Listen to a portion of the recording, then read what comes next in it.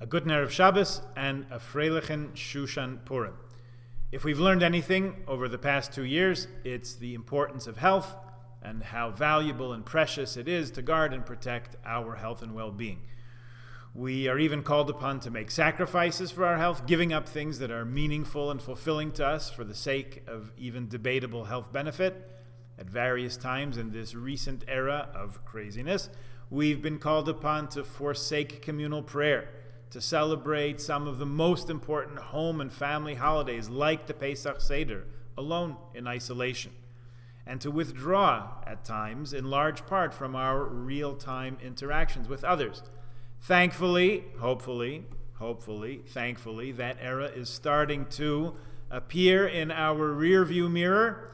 This week we'll have come together in person for Purim and Megillah reading, and in our Kehillah, the extra blessing, wonderful bracha of celebrating a bar mitzvah.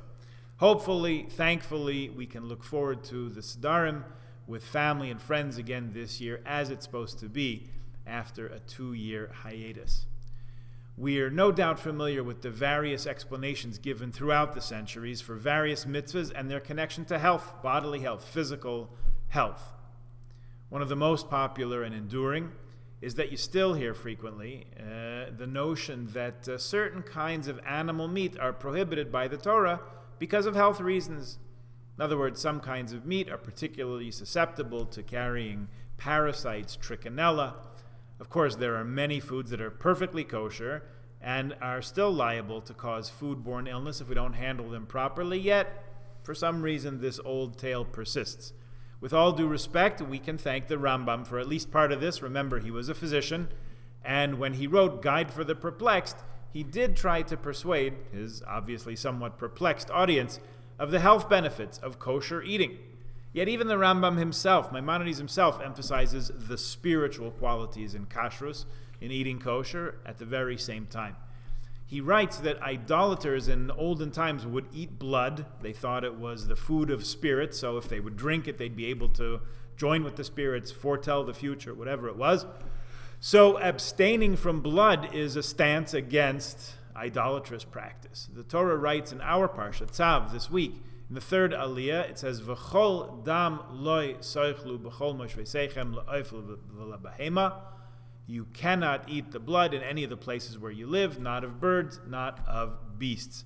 And a few weeks from now in Parshas Achrei it'll say, against any person of the house of Israel and the ger who dwells among them, who will eat any blood, God says, I will cut that soul off from the midst of its people. Because the blood is to be poured on the altar as an atonement for souls. That's what it says there. And then, even later on in Deuteronomy, in Parshas Re'eh, it says, Rak chazak levilti achol dam, just be strong in not eating blood, ki hadam hu ha-nefesh, because the blood is the life. V'loi seichal ha-nefesh im ha-basar, don't eat the life together with the flesh. So what's happening? On the one hand, the prohibition of eating blood has to do with turning ourselves away from idolatry. And another dimension to it is the separation, the distinction of life and death. Clearly, blood is what keeps an animal going. Barbanel comments that life force is something that we can't see. But the blood, by contrast, is clearly and obviously visible to us. So if one eats the blood, it's as if that person has eaten the life force together with the animal, and eating those two things together is a prohibition for Jews, obviously. Fact is, it's forbidden to all humankind, as one of the 7 Noahide commandments, the 7 mitzvahs that the Talmud instructs to all who are descendants of Noah, in other words, all of humankind, the mitzvah of the prohibition of Ever min hachai, a global prohibition of cruelty to animals. Eating a limb taken from a live animal is an unethical, immoral practice which no one should be doing, Jew or otherwise. In parentheses, it's therefore somewhat questionable how people eat black pudding, blood sausage in England, blood pancakes in Sweden and Finland, hagyimasver in Hungary, blood tofu in China, sangrecita in Peru. Shall I go on, or have you already lost your appetite? Never mind rituals of drinking cow's blood in different cultures around the world. Actually, hold on to those ideas because we're going to come back to them in a moment. Think of the wars that have plagued humankind for millennia and wonder to yourself what connection that might have with the very eating, consuming of blood. Now think back to the Torah's prohibition of us eating blood. When the Rambam explains, like we mentioned, Nachmanides, the Ramban, brings two additional reasons. One is the notion that since the blood of the karbanos, of the offerings, is to be brought on the altar as kapara, as atonement, it's not for us to eat. It's destined for the altar, separate diet. That includes even animals that are kosher to eat, but not fit for the mizbeach, not fit for the altar, like deer and chicken. Another interesting angle of the Ramban is that the life force of the animal has its natural base instincts in it, and that's why we avoid it, in order to free ourselves of that animal nature and be able to answer to a higher calling. We are deliberately separating ourselves from the more instinctual animal drives in order to be able to use our intellect to appreciate and connect with godliness and holiness, and not always be subject to the law of the jungle, cruelty and coarseness that comes about when blood is ingested and digested and ultimately mingles together with our own blood, becomes part of our person, mixing the human and the animal. Now at this point, let's just reflect on the notion of bloodthirstiness. We've been blessed to live in a time of relative quiet for the past 3 or 4, maybe even 5 decades, where war was relatively scarce and human beings killing other human beings on a grand scale was rare and isolated to just a few horrific incidents and locations.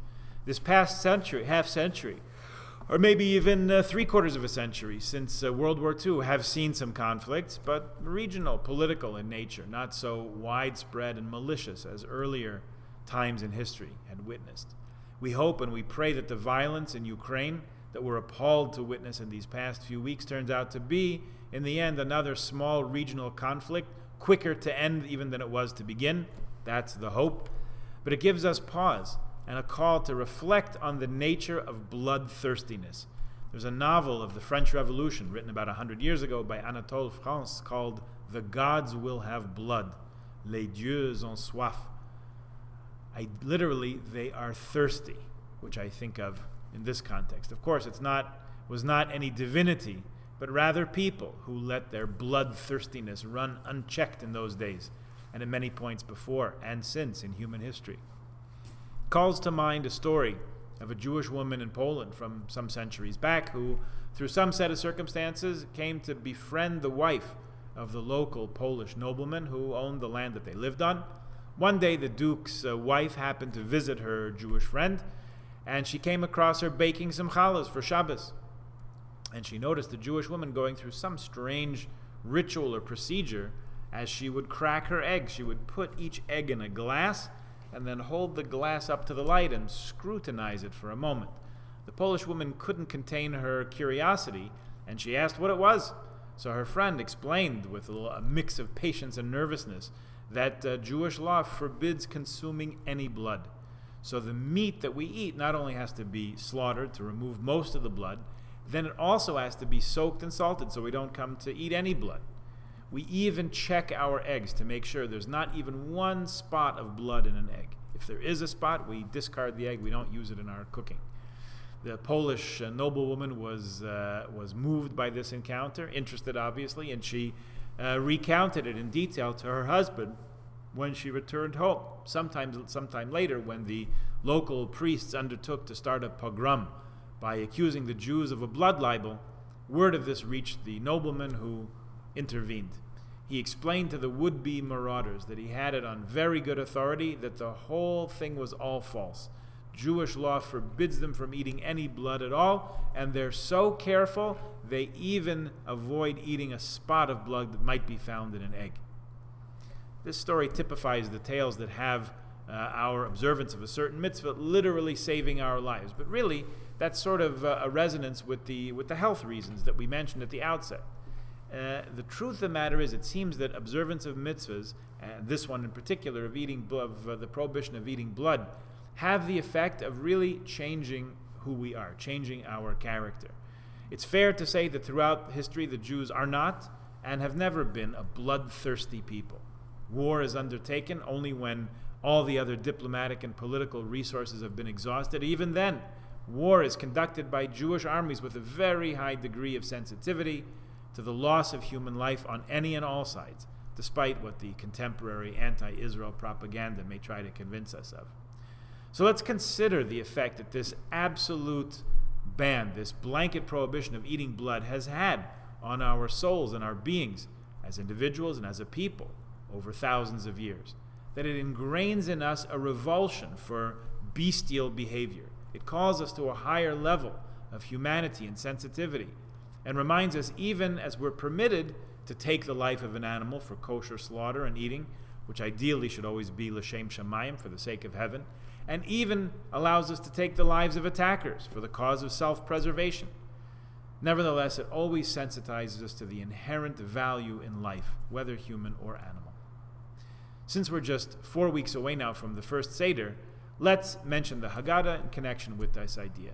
In the Magid portion of the Haggadah, where we tell the story of God taking us out of Egypt and making us a free people, we quote a verse that references blood not once, not twice, but 3 times from Yechezkel, Ezekiel, chapter 16.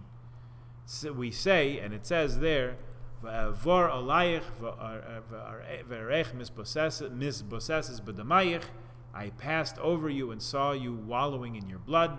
V'omer lach b'damayich chayi, v'omer lach b'damayich chayi. I said to you, in your blood shall you live, and I said to you, in your blood shall you live. The blood described in this verse might signify idolatry in Egypt, or could be a metaphor for the mud and the clay that we were forced to work with as part of our enslavement. In any case, the Sifri, a collection of Midrash, takes this as a message of transformation, that the very conditions of enslavement would themselves be the key to redemption. From the repulsiveness of idolatry and slavery that blood symbolizes, out of that would come our liberation, also symbolized by blood, but a different kind. In fact, 2 different kinds of blood, the blood of circumcision and the blood of Korban Pesach, the Passover offering. The Dam Bris, the blood of the Mila procedure, inaugurates the recipient into the covenant, and the Dam Pesach, the blood of the Paschal offering, was spread, if you remember, on the doorposts of the houses, Jewish houses, to indicate to the destroying force that it was supposed to pass over the Jewish houses. Pass over. See what we did there? Pass over the Jewish houses on the night of the plague of the firstborn, sparing all the Jewish firstborns. Pirkei Rabbi Eliezer emphasizes that both these mitzvahs involving dam, involving blood, were an increased risk, but we kept them faithfully nonetheless. Bris Milah is an obvious and outward sign of Jewish identity, and it was perilous to do so in Egyptian times, as in so many other times in history. Nevertheless, we did it, and we continue to do so. In fact, we recite this very verse at a bris even today. And the Dam Pesach, the blood of the Passover offering, was also a great danger, because the animals we were sacrificing were Egyptian gods. We had to go way out on a limb to do it, but we did it, and that's when we got our freedom. Rav Rimon from Israel writes that God looks after us and sees that we thrive in spite of, even through, the difficulties that we experience. Apparently, this verse was not in the earliest versions of the Haggadah, but the Chacham Tzvi, the chief rabbi of Amsterdam in the 1600s, used to say it, and his son, Rabbi Yaakov Emden, followed the custom, his father's custom, even though he also left it out of his printed Haggadah text. But it was ultimately accepted, and now, as in most versions of the Haggadah, it suggests to us that even blood spilled by our enemies can be transformed into life.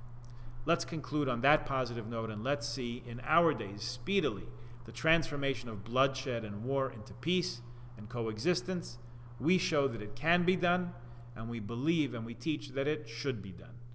I'll end, as last week, with an appeal for help for the refugees fleeing Ukraine. Please give however you can, and if you need suggestions on how to do that, please be in touch. A Freilichen Shushan Purim to everyone, and Shabbat Shalom.